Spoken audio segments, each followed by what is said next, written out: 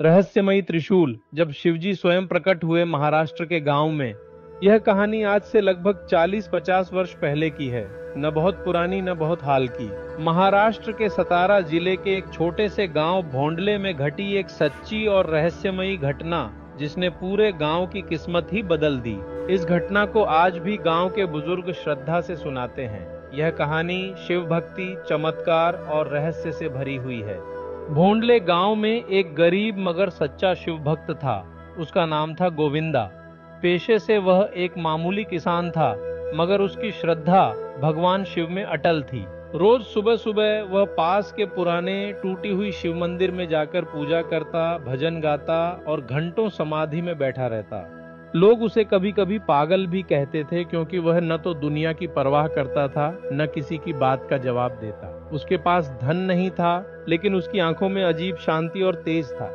एक रात की घटना, रहस्य की शुरुआत। एक दिन गांव में भयंकर सूखा पड़ा। महीनों से बारिश नहीं हुई थी। किसान परेशान, पशु मरने लगे और खेत सूखने लगे।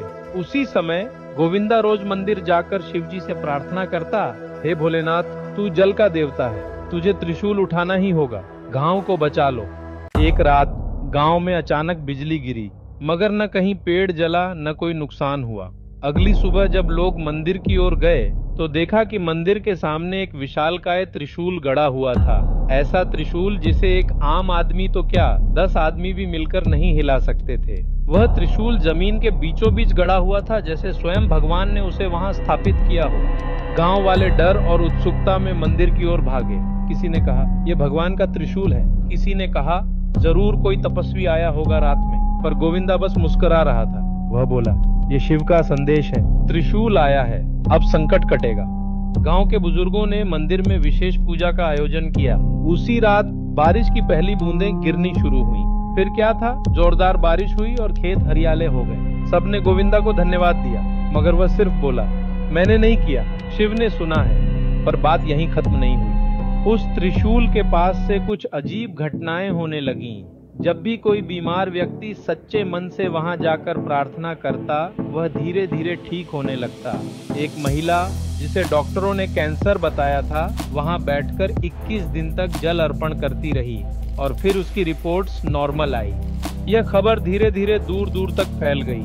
लोग भोंडले गांव आने लगे त्रिशूल के दर्शन करने, मगर कोई उस त्रिशूल को आज तक हिला नहीं पाया। वैज्ञानिकों ने जांच की तो पाया कि वह त्रिशूल किसी खास धातु से बना है जो पृथ्वी पर बहुत कम पाई जाती है। उसका वजन अनुमान से भी कहीं अधिक है और यह बिना किसी मशीन के वहां स्थापित नहीं किया जा सकता था।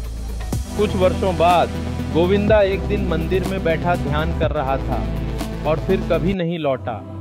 लोग कहते हैं वह शिव में लीन हो गया, कि उसके शव का कोई पता नहीं चला, बस उसकी लाठी और चप्पल मंदिर के बाहर पड़ी रह गई। आज भी गांव वाले कहते हैं कि वो त्रिशूल एक रहस्यमयी शक्ति से भरा है। कई श्रद्धालु उसकी परिक्रमा करते हैं। कुछ आज भी चुपचाप वहां जाकर शिव के सामने अपनी पीड़ा कहते हैं और चमत्कार की आशा करते हैं।